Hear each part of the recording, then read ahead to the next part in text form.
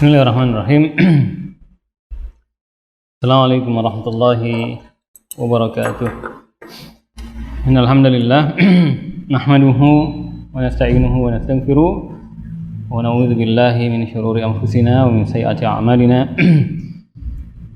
Man yahdihillahu fala mudilla lahu wa man yudlil fala hadiya lahu. Asyhadu an la ilaha illallah wahdahu la syarika lahu wa asyhadu anna Muhammadan abduhu wa rasuluhu wa salatu rabbi wa salamuhu alaihi wa ala alihi wa ashabihi wa man tabi'ahum bi ihsan ila yaumiddin, amma ba'd. Kaum muslimin rahimakumullah, di antara perkara yang membantu seseorang ya untuk memahami surah Al-Fatihah adalah hadis Abu Hurairah radhiyallahu anhu. Hadis Abu Hurairah radhiyallahu anhu dari Nabi sallallahu alaihi wasallam. Dari Nabi sallallahu alaihi wasallam, yang Nabi sallallahu alaihi wasallam meriwayatkan dari Rabb-Nya. Nabi sallallahu alaihi wasallam meriwayatkan dari Rabb-Nya, dari Allah tabaraka wa taala, bahwasanya Allah berfirman terkait dengan surah Al-Fatihah yang telah lalu pembahasannya pada dua pertemuan yang lalu. Allah Subhanahu wa taala berfirman terkait dengan surah Al-Fatihah ini dalam hadis qudsi. Allah mengatakan, qasamtus salata baini wa baina 'abdi nisfaini. Aku membagi, kata Allah, aku membagi as-shalah. Ya. Nanti kita akan sebutkan apa itu as-shalah pada ayat ini. Aku membagi as-shalah antara aku dan hambaku menjadi dua bagian, nisfa ini. Wa li 'abdi ma sa'al, dan bagi hambaku apa yang dia minta.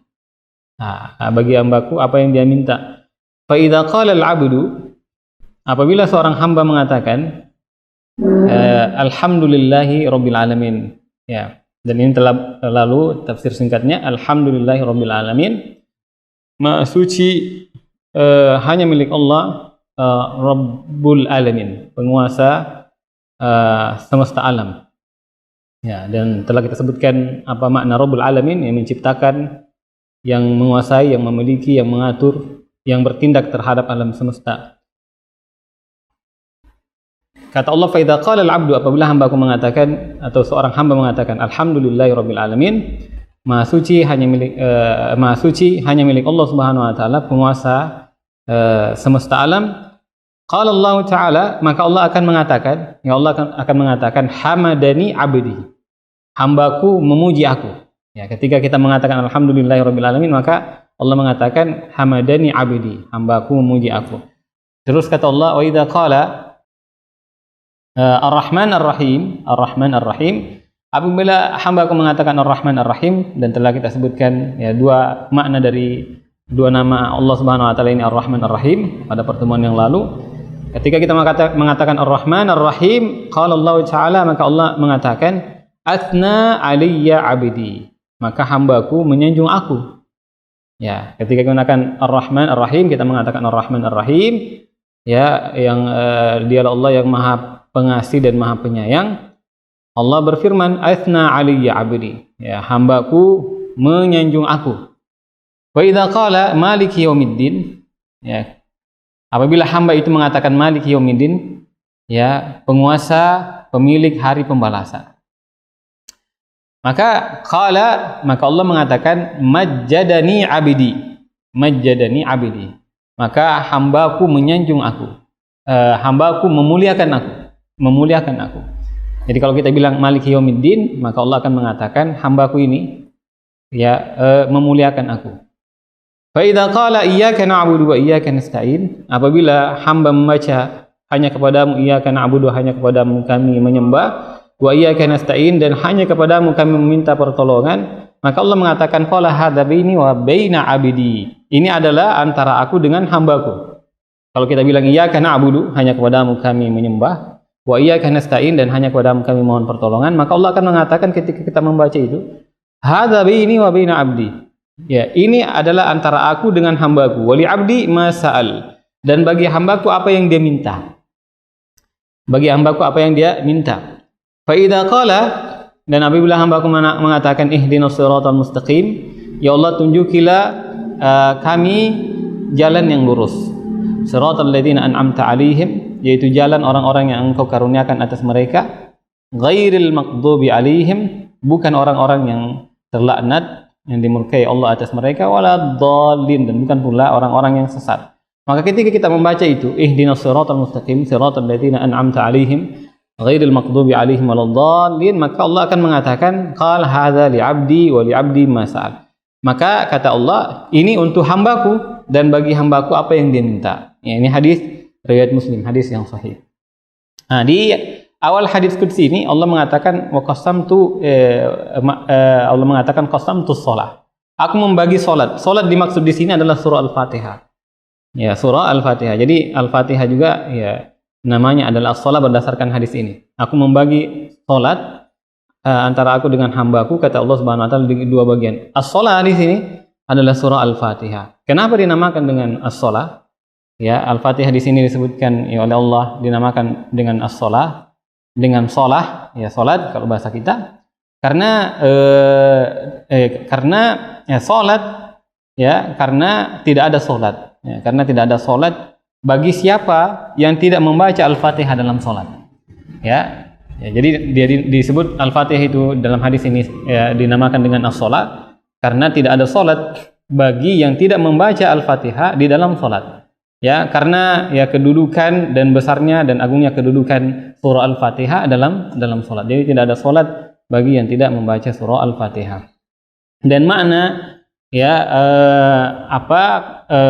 Allah Subhanahu wa taala membagi ya dalam hadis ini, qasamtu baini wa baina 'abdi nisfain, aku membagi Al-Fatihah atau as-shalah antara aku dengan hambaku menjadi dua bagian, ya, antara aku yakni Allah Subhanahu wa taala dan hambaku. Maksudnya 3 ayat pertama ya, maksudnya 3,5 ayat yang disebutkan di awal itu adalah untuk Allah Subhanahu wa taala. Dari ayat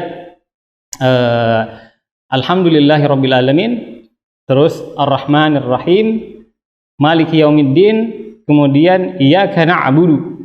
Ya, 3,5 itu ya untuk Allah Subhanahu wa taala. Kemudian setengah yang sisanya adalah untuk hamba. Ya, ini perkataan iyyaka na'budu wa iyyaka nasta'in. Iyyaka na'budu ini 3,5 pertama dari surah ini sampai iyyaka na'budu itu untuk Allah Subhanahu wa taala. Terus setengahnya lagi wa iyyaka nasta'in, dan yang sisa itu adalah untuk hamba. Untuk hamba. Jadi di awal surah Al-Fatihah itu di situ ada sanjungan kepada Allah Subhanahu wa taala. Ya, kita mengatakan alhamdulillahirabbil alamin, segala puji hanya milik Allah, ya, penguasa alam semesta, alam raya, Ar-Rahmanir Rahim, Maliki Yaumiddin, iyyaka na'budu. Nah, di situ ada sanjungan kepada Allah Subhanahu wa taala, iyyaka nasta'in. Terus sisanya itu adalah doa. Ya, ihdinas siratal mustaqim, siratal ladzina an'amta 'alaihim, ghairil maghdubi 'alaihim waladdallin. Pada ayat iyyaka na'budu wa iyyaka nasta'in, Allah mengatakan hadza baini, ini antara aku, yakni wa baina 'abdi, dan antara hambaku, wa li 'abdi masal, dan bagi hambaku apa yang dia tanya. Jadi 3,5 yang pertama dari surah Al-Fatihah ini untuk Allah, kemudian 3,5 yang sisa adalah untuk hamba. Ya, 3,5 yang awal ya adalah pujian kepada Allah Subhanahu wa taala, sementara setengah yang sisa atau 1/2 yang sisa adalah doa. Ya, akhirnya adalah doa. Ini doa yaitu diperuntukkan untuk ya hamba yang berdoa kepada Allah Subhanahu wa taala. Jadi Al-Quran ini juga selain disebut dinamakan dengan as-shalah, ya, dan kenapa dinamakan dengan as-shalah telah disebutkan tadi karena dia adalah rukun ya yang harus dibaca dalam salat, dan tidak ada salat bagi yang tidak membaca surah Al-Fatihah. Dan surah Al-Fatihah juga disebut dengan Ummul Quran. Ya, disebut dengan Ummul Quran. Ummul Quran adalah induk Al-Quran. Kenapa dikatakan Ummul Quran atau induknya Al-Quran? Karena apa yang dicakup ya oleh surah Al-Fatihah atau isi cakupan dari surah Al-Fatihah itu adalah ya berisi ya apa yang ya dicakup atau apa yang dicakup oleh Al-Qur'an secara terperinci itu ya dicakupi oleh surah Al-Fatihah secara global. Jadi isi Al-Qur'an secara global itu ada dalam surah Al-Fatihah. Ya, surah Al-Fatihah. Jadi isi Al-Qur'an secara global itu ada dalam surah Al-Fatihah. Makanya Al-Fatihah itu dinamakan dengan Ummul Quran atau induk Al-Quran. Dan surah Al-Fatihah ini penuh dengan pelajaran ya dan faedah yang sangat banyak. Dan dalam surah Al-Fatihah ini ada penetapan tentang kaidah-kaidah dalam beragama, kaidah-kaidah ad-din. Dan juga dalam surah Al-Fatihah ini ada pokok-pokok iman. Ada pokok-pokok iman, kemudian ada perkara-perkara syariat, ada akhlak dan ada adab yang merupakan isi ya atau kandungan daripada surah Al-Fatihah yang merupakan di antara surah yang paling agung ya di dalam Al-Qur'an. Ya, dengan demikian ya kita telah ya, menuntaskan ya pembahasan secara singkat ya, surah Al-Fatihah pada 3 pertemuan ya, semoga bermanfaat. Wassallallahu ala nabiyina Muhammad wa ala alihi wa ashabihi wasallam walhamdulillahi rabbil alamin.